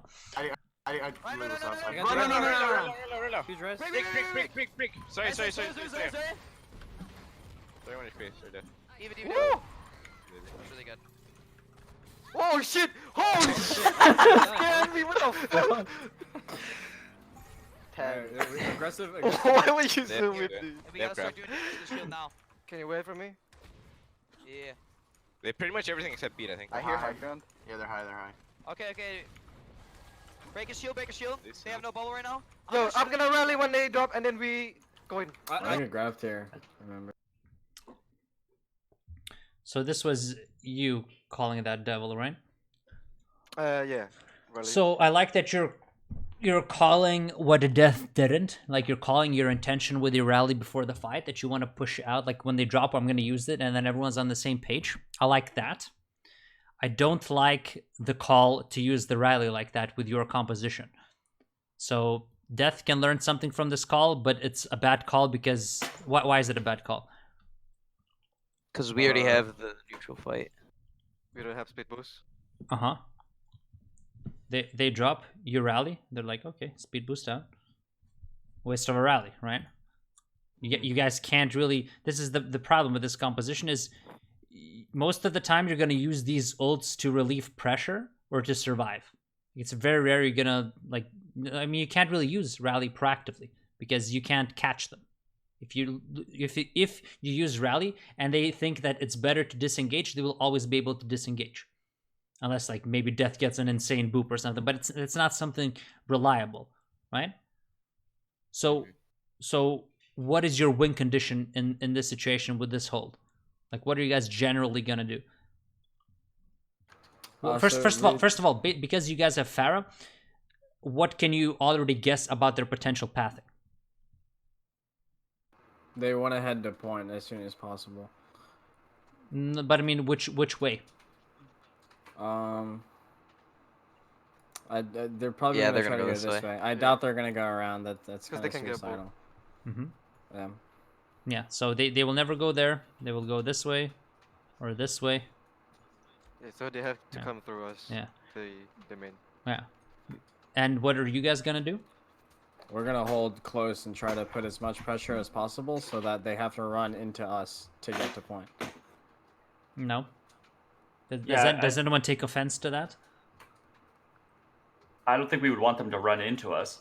I think that's what we're trying to avoid with this comp, right? Yeah, exactly. Yeah, we just keep the poke distance. Yeah. Mm-hmm. Yeah, I mean that's kind of it. Like I meant like so the only way that they could get to the point is if we literally let them. Like if we ran away, and we don't want them to get point control. So we want to delay that as much as possible. Yeah. So that they're taking as much fair spam as possible. Yeah, you're without correct. us suiciding, obviously. You're correct in that. But yeah, the biggest thing is you guys can't brawl. You can't really take a proper 6v6 fight because again, if they come out, they send someone to mark your Pharah, they send the Diva to mark the Pharah, and then they just trade hard on you. You guys will always have to overuse ultimates. You're gonna have to use ultimates first. So you have to keep distance, and you're gonna have to kite back to point most likely, but you can never engage. So even this is too aggressive by Tony, because if the Lucio doesn't die and they just speed boost out, their Diva flies at your Pharah. That's like a 1 versus 2 for a little bit, right? And then these guys just rush Tony. Immediately, Devil is going to have to rally to save Tony. Most likely, he's going to take so much damage that Shark is even going to have to ult. Right? If he ults, if you guys use... If they don't have to work to close this distance, you have to use these ults too early. They get a free grab, or they get a better chance, and they just beat you. Right? Does that make sense? Yeah, definitely. All right, so you want to sort of play around here, right? If they go this way, you can still kite back. If they go this way or this way, you can still kite back. You want them to have something to chase, but you also want to make sure that if they speed boost, you can recover to the next safe corner without speed, right? So if you see them going here, you can stand. If they speed boost, you can still make it back here without speed boost. And then they're 1 cooldown down. And then if they continue pushing, then you can rally to potentially hold that corner, because you want to hold that so that your Pharah can spam down on them, right? Mm-hmm. And that's much more effective way to get ahead in the cooldown game. Use your ults a little better, not get everything forced out. Because if you put Tony in a position where he can get rushed, then you just lose all your ultimates. And then again, your Pharah doesn't have time to farm, right? But if you start here, the Diva flies to mark your Pharah. You guys move back here. Then they have to move back. Your Pharah has more time to work with. I guess your Pharah thrives while the fight is taking place in this area. As soon as it gets to point, that's not great for you. But also, if the fight starts here, like the engagement and the initial trade starts here, that also doesn't give her enough time. Right? Yep. But on their pathing over here, Death can farm a new ult very, very easily. And again, by the time they get here, if you manage your distance properly, you will have their speed boost out. They will have no matrix because she will have spent it all on Death. Death is probably going to catch up on his ult. Maybe they're going to have lost a lot of HP to the point where they have to use a support ult early. And that's how you get ahead in that trade. That's how you potentially make this work. Make sense? Yep.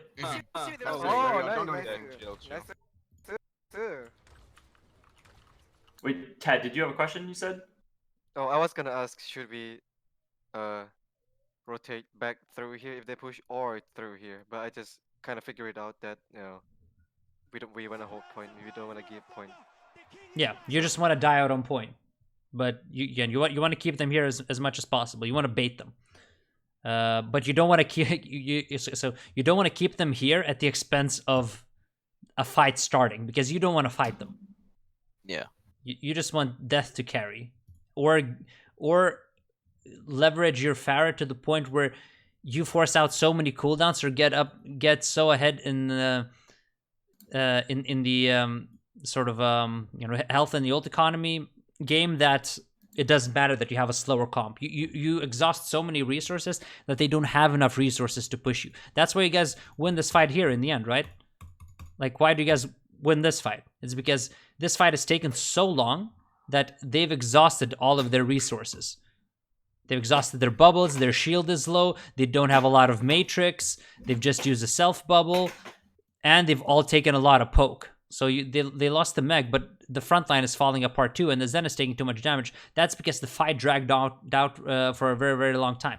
And that's the same mindset you guys need to have here as well. That's your win condition with this composition. At least the way I see it. Like, I haven't had my teams play this, but from just thinking logically, I think that's kind of a natural conclusion that we can draw, right? Mm-hmm. Yeah, for sure. I'm gonna damage his head. Yeah. Listen. Do you see me? You see me, guys? I want you guys all to play here and get ready to go in on the shatter, okay? Okay. Go there. Don't do Great. It's okay. The solo grab doesn't matter. Just don't do this. And as soon as that happens, you get the hell out of there. Yeah. We can rest after. No, this is never getting rest. I thought they were gonna rush us. I Yeah, can't. we're They not didn't rush us. Break shield. Focus the shield right now.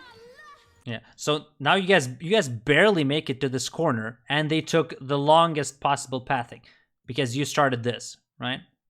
So you see, like this is sort of the type of distance you need to keep from them. So if they go here, same type of distance. If they go here, same type of distance. That's how you make it here before they do. And hopefully you have your Pharah before this happens. I'll try, sir. I'm gonna shatter them in I'll 3, back, 2, Yeah, I'm 1, doing it shatter. again. Yeah, don't do that because you don't have. This is not a good shatter angle.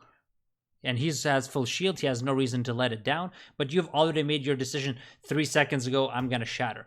And again, you're using your ultimates mostly with. If you're playing this composition, you're using it to relieve pressure. And right now, there's not too much pressure. You've already used rally to relieve some pressure. Make sure you make this ult count. Going. You could have you wait 1 second and you don't make up your mind 3 seconds ago. Maybe you shatter these guys. Yeah. Oh, the right. Trust here. The right is no bubble. The right is no bubble. Yeah, and you see, like they obviously you're 1 down, so it's not a great representation of the situation. But because they have better brawl composition, they end up trading rally for shatter, trance, and rally.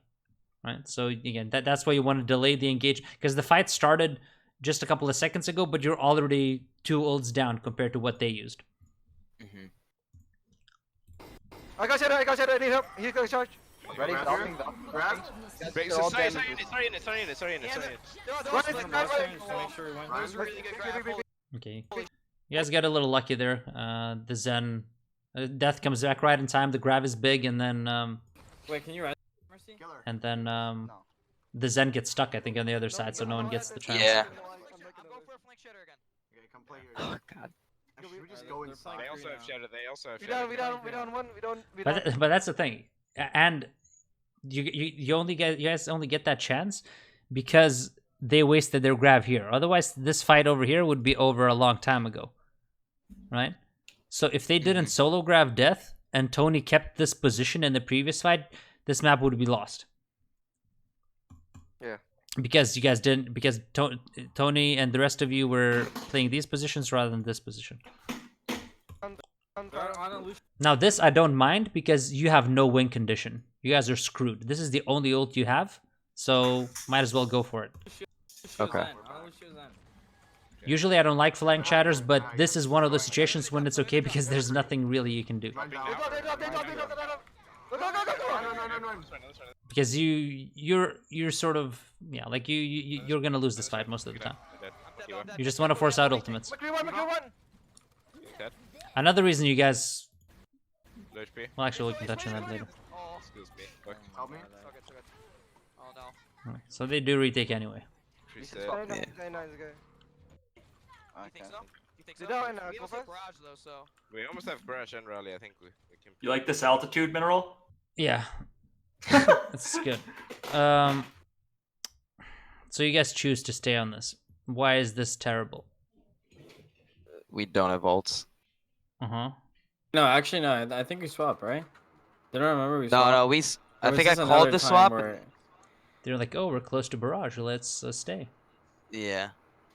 I can tell you from experience of seeing like Pharah compositions against goats, retaking on control maps with Pharah when you've lost control is incredibly hard against half decent teams. Like you're almost never gonna retake, and you're almost never gonna have a good barrage angle. When you have control, it's much easier because again, like you can control where the fight takes, you can kite out, you can try and keep the fight out in open areas, you can draw out resources and potentially set it up. But when you don't have map control, it's so much harder.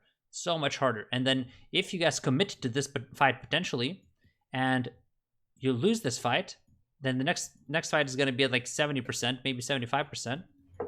And then you're going to swap 2 heroes. And then you don't have a chance to getting those ults ever. Right? Yep. Okay. And they've also swapped to a McCree. So, well, thank you very much. Let's go goats and let's speed into them and destroy them. Now you've actually forced them onto suboptimal picks, but if they stay on Ana, they stay on McCree. Now they have 2 heroes who can sort of mark your Pharah as well, but you don't have speed, so you can't punish that. You can't punish the fact that they're on a bad hero. And the fact they're on Ana, you go Zen Goats counters this. Even if you lose the first fight, you still have one more fight with a superior comp. And unless he dies, they can't swap. Or even if they die, then they swap when it's at 75%, and then you get that ult advantage, right? So very, very important in control maps that you swap at the right time, especially when kind of a cheesy composition that you've played has forced them into another composition that you can easily counter on your retake. Any questions? Or does that make sense? Yeah. No, yeah, I totally agree. I think that the two rockiest periods of the match when we're running this comp are the opening fight when it's neutral and when we have to retake. So yeah, that's where it's very, very difficult to play it. Stay one more. If you lose, Again, Pharah in control, much easier. Yeah, stay one more. Give it up, spamming. Alright, let's take some space here. Take a little bit of space. They're playing back, so we can be a little But bit you more guys stay. aggressive than So normal. You want to stay behind? I'm just gonna play. So what mistake, like if you are the enemy team against your composition, what mistakes do your enemies make, and what should they do? They're not holding I close think they enough. can be a And then lot I more speeded. aggro. Should they hold close enough? Where should they hold? Okay. I think should so, hold yeah. where McCree can just deadeye us, Oh wait, they're on Creed. Never mind. Mhm. and we have to back off. I might not be there. Can by someone like mute 2, their but I'll be girlfriend? there, like, by 2:50. Thank you. Right, go on. Whoever was talking.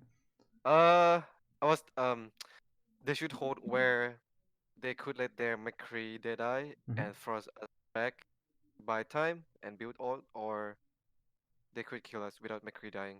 Yeah. Like this guy can't really hold corners. Like we said, he doesn't have a Zarya, which is why going goats would be so great, because you just rush this guy and he doesn't have a Zarya bubble, he doesn't have anything, he just falls over and you win the game. But if they stay on the McCree and you stay on the Pharah, he still shouldn't hold the corner because you guys have Zarya bubbles and he doesn't. Right? So you just want to sort of play it out in the open, potentially where you can get value out of this. He takes a ton of damage. And you guys rally, and they fall back, which I don't understand at all. Again, like, why are they giving this space up to you guys? Right? Like, they could just stay with the shield. What are you guys gonna do? You're slowpoke, so you don't have any speed. Keep the Rhine here. You guys start, moving in like snails over here. McCree Deadeyes, you're sitting ducks. You don't have Matrix to block the Deadeye. The Deadeye probably gets a kill, or at least breaks your shield, neutralizes your rally. You guys fall back. Your Pharah can't do anything. Maybe your Pharah dies if she's up in the air. If she's here, then again, she can't take any space. You guys are just stuck in this corner. But again, your opponents, like you say, you're playing at a lower level. They don't understand how to play against it. But I kind of want to walk through what their win conditions are and what they should do as well, so that you guys potentially understand. Like, if you end up in a similar situation, how should you play it? Because you can't just default to the same thinking patterns, because it's not goat's mirrors anymore, right? And someone in your team would just like, oh, why are they not holding closer? Oh shit, they don't have Zarya. Like, you realize it after the fact. So it's very important to think about this, right? Because I think they just really mess up here.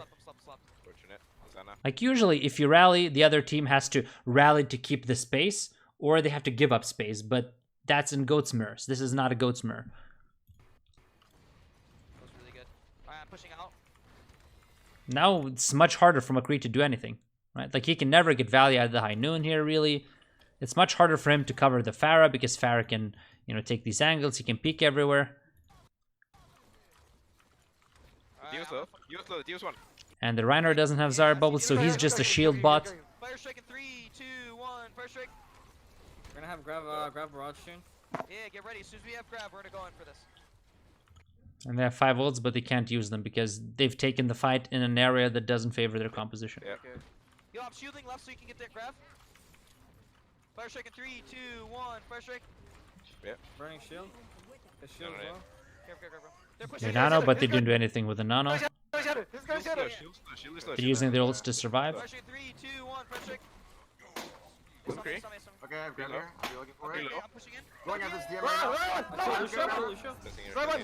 right now. And their Lucio has kept his beat for, I think, 3 fights now. So he's died with beat 3 fights in a row. That's another reason why you guys just barely edge it out, because he might have lost his Q button in this match. No, in the ground. Go for the rank, go for the rank, go for the He's rank. gonna shoot, he's gonna shoot. Dirty eyeball. Good call. Hey, block. Love it. One. Everyone's prepared. The only way you lose this fight if he gets that shatter off, and he doesn't, because you call it. Good job. This area is blocking most of my death. False with Mora. Moira. Good. Listen, if they're at goats, This is the rough one. DPS comp, you guys Yeah. gotta go to. They're on they're DPS at comp. DPS. Yeah. Oh, right now, go left side. So again, if we think about what we talked about in the first map, first retake, what is the biggest problem with what's going on right now? Planning. We planned too late. You're planning what you're gonna switch to if they have a certain composition while you're rolling out. And it's at this point, it still hasn't been communicated clearly, right? That's comp.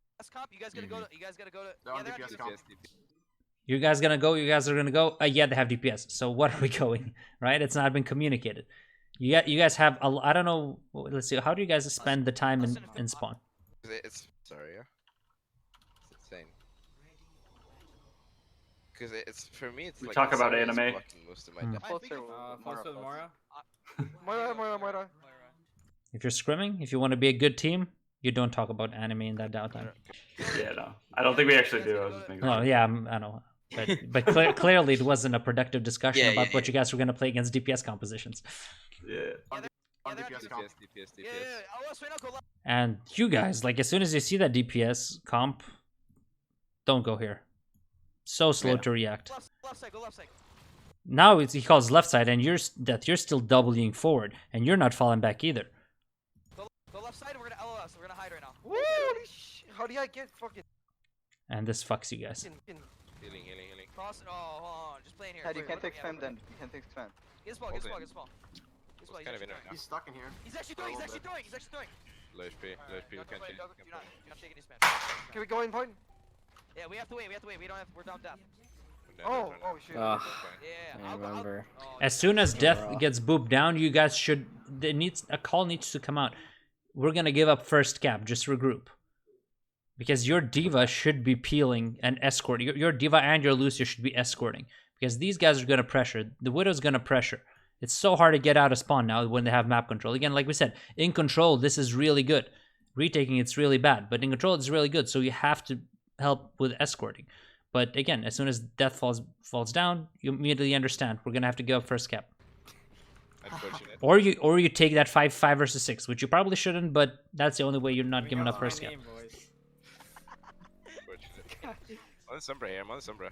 Can we rotate out of this room? Also, do you guys want to play this composition against this? Is this something you guys want to do? Moira floats? If I'm gonna be completely honest, we like Not really. DPS comps is our kryptonite. We are so bad against DPS comps, and we don't know what to do. So a lot of times we just panic, and we've been trying to pick a comp that's right for us. We've been going. I think we've just been going like 2-2-2, and Yeah, that's we been kind of working. trying playing dive. Because we don't. Yeah, like that's things the one we're on right now. Yeah. So, what do Overwatch League teams, at least lately, like last stage, what did Overwatch League teams do? People like Nixel, they played like Hog. They replaced the Zarya with a Hog, for example. So they played the Hog, Hog floats or whatever. Okay, that was very niche though. What do like 90% of the teams do? Like Moira play goats? triple. They play triple or dive. Against triple. No. Don't they go Moira goats? I think they usually just go Moira goats. This composition? Either Moira floats or Moira goats. Yeah, at least what I've seen, I believe it's like Shock usually does that, and Not so much in control maps. Like Shock goes Batiste goats on hybrid maps against teams that they think might run that, or in Paris or maps like that on defense, but not on control maps. What on control on control maps? What does anyone know what sort of the meta comp is? At least previous patch. Is it Ana floats? No. I think we're just guessing at this point. Sombra floats? Yeah. Moira. Sombra. Moira. Oh, and dude, Sombra. I've literally been saying Sombra floats and my mic was muted and I was getting upset. I was like, Sombra floats, and then he says it and I was like, what? Yeah. Anyways. And that's because it's hard to do anything with Zarya. It's hard to farm your ultimate. It's hard to consistently get energy. It's just kind of difficult to play. Whereas your Sombra, she can catch it. It makes his life much harder. While these guys are pocketing each other, maybe you can find a kill on the Widow. Maybe like you guys path like this. Your Sombra goes this way. She hacks someone from behind, and then you speed boost in. Your Winston jumps in and plays with your Sombra to kill that target, while the rest of you just play on point with infinite sustain and push away whoever's on point. Like if a Hammond's on point, like so Sombra with Winston dives, you dive the Ana. Widow tries to shoot you probably. Mercy comes back to pocket you. Then you guys have a 4v1 or 4 versus 2 against a Hammond or Sombra on point. You push them away, you capture the point, right? Mm-hmm. Pretty easy win condition. You can do sort of the same with this composition, but Winston is a lot more vulnerable. He can't buy as much time, and Zarya doesn't do as much. Do you still run Moira in the Sombra floats? Yeah. Okay. Because then, like, it's still hard to protect your Zen. Like, he can eat a random rocket. He can eat this. He can die to EMPs, and Moira's pretty good. And Moira's also good against Pharah.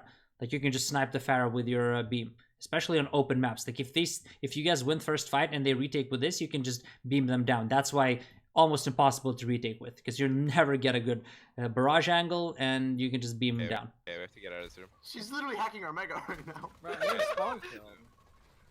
We gotta make a move. Where is everyone? I'm trying to get out of this. Hey, Paulo, thanks for the follow. I'm helping. You're good. You're good. Should we go triple? Alright, ready? Everyone Right. ready? Speed across left. Good, Whoa. Should we go triple? So 18% in, and someone is asking. You guys are just getting in, and someone is asking, should we go another comp? You know. Yeah. Ready? We're going left. This guy's already in, while these guys are still here. You guys have to move in as a unit. Remember, these guys excel when you split up. Speed across left. We kind of pushed that alone team. Look at how low these guys are, because your Moira player just went in here on his own. You group, you move as a unit. Your Diva flies out to eat some rockets, flies back down. This is your second checkpoint. You rest your resources, you go in, you pressure the point. Diva, always looking at the Pharah, just blocking her, right? Mm-hmm. This is your job. If this is Sombra, your job is to pressure one of these, and the rest of you just stand on point and shoot. Just point and click. Amping speed. Everyone. But now you have to amp speed. Now you don't have speed, and you're still low on heals. Stunner. Okay. Go to point now. No one is talking about the Pharah. Ted, you Okay, I'm can't going extend. I need to do this. I'm going on Widow. Right? Number one job. All you have to worry about. Where's Pharah? Where's the Pharah? Watch out for barrage. All you have to be calling. Going on Widow. And then you with the Sombra. Where's the Widow? Okay, we're diving here. And then you guys, the rest of you don't even have to talk about anything. You just go on point. Unless you want to beam down the Pharah with your Moral. I'm on ball right now. He's half. One ball. Okay, very hard to see anything here. But your Winston is marking. It's just, you see how close he is? Right? If you have a Sombra here, she probably dies. I'm hacked. That's why that comp works so well. But instead, he just dies for free because he's working alone versus 3. So he's always gonna die. The EMP barrage mines is fine. They still have And then if you guys do play this composition without the Sombra, then Winston, you can't go for kill jumps against that type of a comp. You can only like jump, pressure, and then play to survive. So like mid-range jumps. So basically, in that situation, you would have to have everyone already control this. Then maybe you jump here, but you're ready to fall back. But it's still, it's going to be difficult unless you have primal. Then you can do whatever you want. Can we not mirror You want to them? go 2-2-2? Or that. Oh, 2-2, sure. Yeah, sure. Go dive, go dive. I almost have Primal, we almost have Diva Bomb. Okay. So now you swap your almost your entire team. We don't on the other You side swap of the 3 wall. heroes. I mean, bridge. Because you guys didn't figure out what to play. Alright, we're probably gonna go for Ana here, okay? Get ready. DPS, tell me when you guys have a position. Alright, nice, ready? We're gonna Nice. go on Ana. Stop that rest. Stop that rest. Don't let that rest, yeah. I'm on Ana now. No need, kill him. Stop that rest. Don't let that rest, yeah. I'm on Ana now. No need, kill him. Need death. The Far's gonna try and kill me here. I'm 1-on-1. What's important to call now? Stabilize. Or get point. Cap point. What else?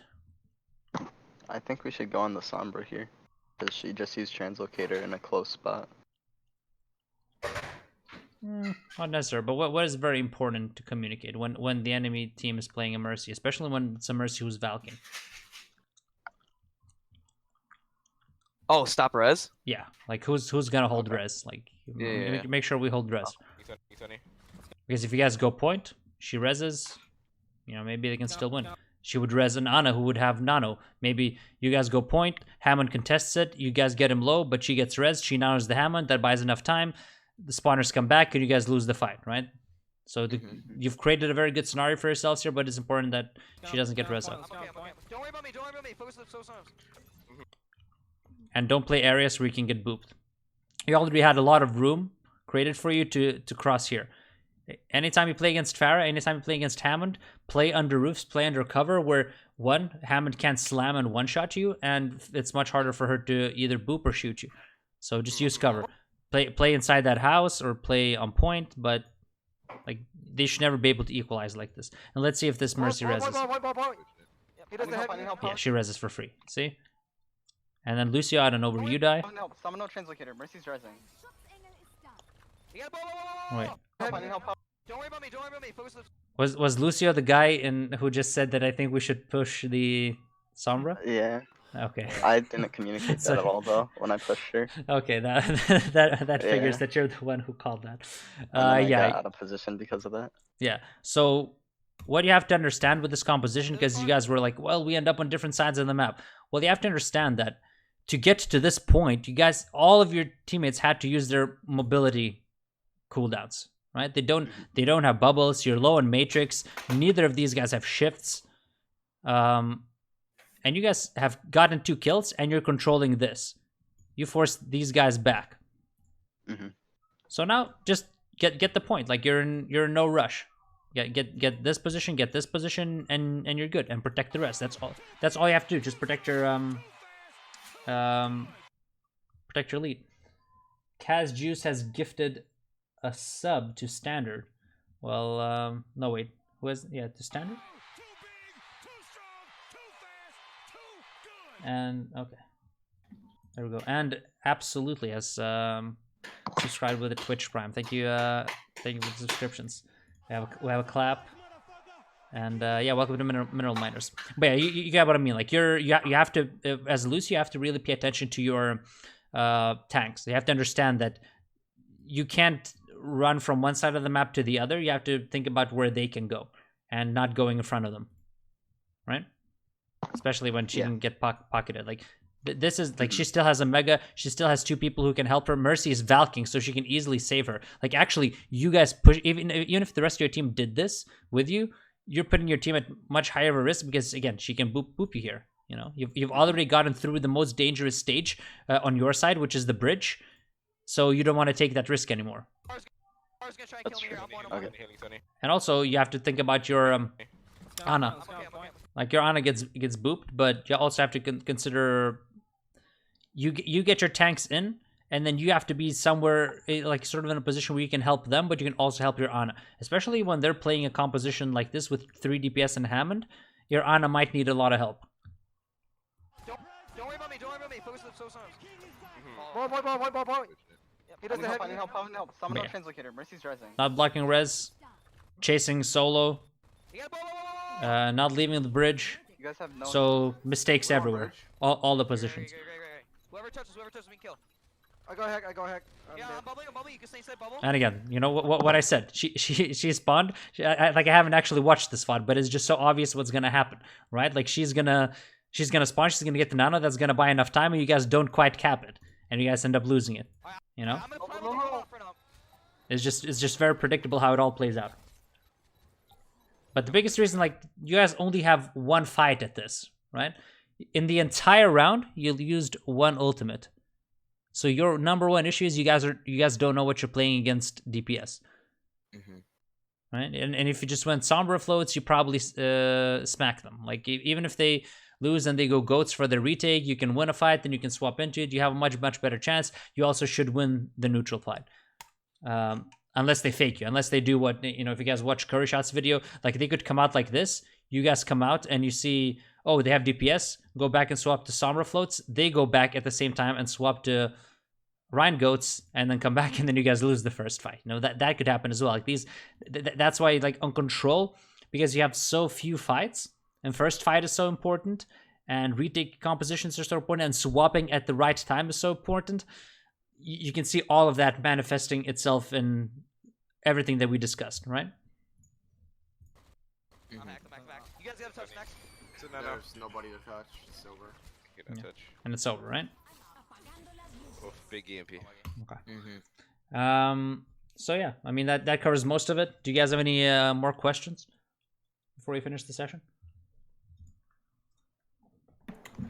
No, I think that was good. I took some notes. I think there's some stuff we have to do about like leg work prior to the match. I think that was, you kept demonstrating that us not getting stuff done comm-wise at beforehand was killing us and losing entire team fights.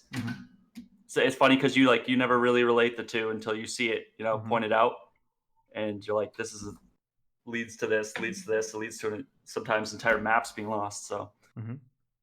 Yeah. And I mean, yeah, it falls on the coaching as well, right? Like if you lose the map like this, like if I see a round like this, I immediately go in comms and I go, so this is for the coach. Like I immediately go, okay, that round was my bad. Like I wasn't clear about what we're going to play. We're going to talk about this in the next review. We're going to hash it out, and we will never lose a round like this because we don't know what we're playing, unless our enemies roll out with a composition that we have never ever seen before. But this is not a composition that you guys have never ever seen before, because everyone has tried or played this, right? So if someone rolls out with something new like a Torbjorn, and you're like, holy shit, I don't know what to do, right?